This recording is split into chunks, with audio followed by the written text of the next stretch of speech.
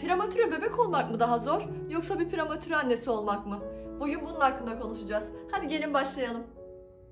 Biraz fazla aceleci davranarak zamanından önce dünyaya gelmeye karar vermiş miniklere prematüre bebekler diyoruz. Erken doğumun birçok sebebi olabilir arkadaşlar. Bu yaşa bağlı, bünyeye bağlı, hatta anlık gelişen bir duruma bile bağlı olabilir. Bu süreçte belli prosedürler var arkadaşlar. Yani özellikle 38 haftadan önce bebeklerin ciğer gelişimi tamamlanamadığı için öncelikle anneye ciğer geliştirici iğneler vuruyorlar. Bu 12 saat arayla 2 iğne olarak vuruluyor. Genelde. Bana öyle yapıldı. Sonrasında ise hemen sizi doğuma alıyorlar ve artık siz de bir prematüre annesi oluyorsunuz. Peki sonrasında nasıl bir süreç sizi bekliyor? Ve sıradaki süreç yeni doğan yoğun bakım ünitesi. Bebeğinizin ne kadar erken doğduğuna bağlı olarak bu bölümde geçireceğiniz süre değişiklik gösterecektir. Ve siz bir süre bu bölümün müdavimi olacağınız için ilk yapmanız gereken şey yeni doğan yoğun bakım ünitesinin kurallarını çok iyi öğrenmek. Bunlar: öncelikle bebeği anne babadan başka hiç kimse kesinlikle göremez. Ve özel durumlarda da her zaman öncelik annenindir. İkinci olarak bebeği size orasının belirlediği belli saat aralıkları dışında asla göstermezler. Bu benim kaldığım hastanede her gün öğlen 12 ve 12:15 arasıydı. Yani bebeğimi sadece günde 15 dakika görme hakkım vardı. Burada doktorlar sırayla gezerek anneleri bilgilendirdiği için yaklaşık olarak doktorunuzun size ayıracağı 1 dakikalık bir süre olacaktır. Bu süreyi çok iyi değerlendirmeniz gerekiyor. Yani doktora soracağınız soruları önceden evde belirlerseniz o 1 dakika içinde bu soruların cevabını almaya çalışabilirsiniz. Bir sonraki kural ise evde sağdığınız anne sütlerini özel olarak yapılan süt saklama poşetlerine koyup daha sonra üzerine bebeğinizin adını, soyadını, o günün tarihini ve hangi saatte o sütü sağdıysanız onu yazarak saklamak zorundasınız. Yani orada da yeni doğan yoğun bakım ünitesinde de sizin bu sütleriniz biriktiriliyor. Çünkü siz her gün giderken bu soğuk tutan çantalar var. Onlara sütlerinizi koyarak götürüyorsunuz ve oraya bırakıyorsunuz. Onlar da orada biriktiriyorlar ve bebeğe eskiden yeniye doğru saatine ve tarihe bakarak bebeğinize bu sütleri veriyorlar arkadaşlar.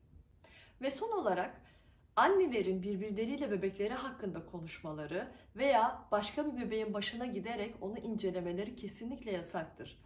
Bunun sebebi annelerin kendi bebeğini başka bebeklerle kıyaslamasını önlemektir arkadaşlar. Çünkü her bebeğin durumu farklılık gösterecektir. Ve gelelim prematüre annesi olmaya. Benim gözlemlerime göre arkadaşlar 3 çeşit prematüre annesi var. Bunlardan birincisi ilk bebeğini prematüre olarak dünyaya getirmiş yeni anne. Bu anne sürekli ağlar. Çünkü çok korkmuştur. Yani ya neden ben bu işi tam olarak beceremedim diye kendini suçlar. Aslında bu çok yanlış bir şeydir arkadaşlar. Bu bir hastalık değil, bir eksiklik değil. Sadece o süreç öyle gelişmiştir ve öyle gerekmiştir. Bir de bu annenin şöyle ağlamasının şöyle de bir sebebi vardır aslında. Bebeğinin sağlığını tabii ki de çok düşünür ama çok hayal kurmuştur ve bütün hevesleri kursağında kalmıştır. Hastane odası süslemeleri, loğusa taçları, bütün hamileliğini bunları inceleyerek geçirmiştir ve bunların hiçbirini yapamamıştır.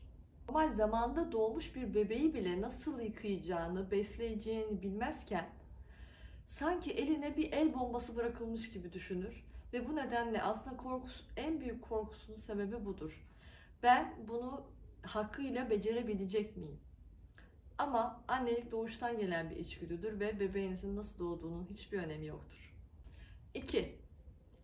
İlk bebeği zamanında dünyaya gelmiş ve sonradan prematüre terimiyle tanışmış anne. Çok şaşkındır. Kendini deneyimli zannederken yepyeni bir sınavla karşı karşıya kalmıştır. Direkt yoğun bakım sürecine adapte olmaya ve kendini toplamaya çalışır. Çünkü evde onu bekleyen başka çocukları da vardır. Yeni anneye oranla belki daha az ağlasa da çok daha duygusaldır arkadaşlar. Çünkü anneliğin yani zamanında doğmuş bir bebeğin annelik sürecini tatmıştır. Ve yeni doğan bir bebeğin neredeyse ilk 3 ayını annesinin göğsünde onun kokusundan, onun teninden ayrı geçiremeyeceğini bilir. Ve bunu düşünüp bebeğim şu anda nasıl hissediyor diye hüzünlenir. 3. Deneyimli prematüre annesi. En rahat annedir. Yoğun bakım sürecine hakimdir. Bebeğinin orada ne kadar kalacağını bile tahmin eder ve hatta doktorlara soru sorma gereği bile duymaz. Çünkü erken doğum onun normalidir. O ona göre hazırlanmıştır zaten ve gayet rahattır. Bebeğinin güvende olduğunu, eğer bir problem olursa hemen onu arayacaklarını bilir ve sakindir. Ve son olarak annelere birkaç küçük tavsiyem olacak. Öncelikle bebeğinizin hayata 1-0 yenik başladığı düşüncesini hemen aklınızdan çıkarın. Sadece sütünüzü arttırmaya odaklanın. Yani yapay yollarla süt sağma makinesiyle bebek olmadan süt sağmak gerçekten psikolojik olarak yıpratıcı bir süreç. Bunu yaşadım ve biliyorum. Ama şöyle küçük şeyler size yardımcı olabilir. Mesela oradaki hemşirenizden bebeğinizin başına taktıkları şapkayı isteyebilirsiniz. Onu koklayarak süt sağdığınızda süt miktarınızın biraz daha arttığını göreceksiniz. Suçluluk hissinden kurtulun. Bunun size hiçbir faydası olmayacaktır.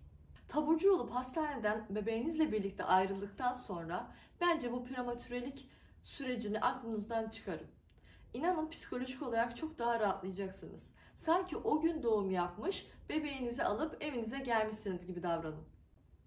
Prematüre giysilerini saklayarak ileride bebeğinizin oyuncaklarına giydirebilir ve eğlenceli vakit geçirebilirsiniz. Ve en önemlisi, bebeğinizle geçirdiğiniz her anın tadını çıkarın arkadaşlar. Başka hiçbir şey düşünmeyin.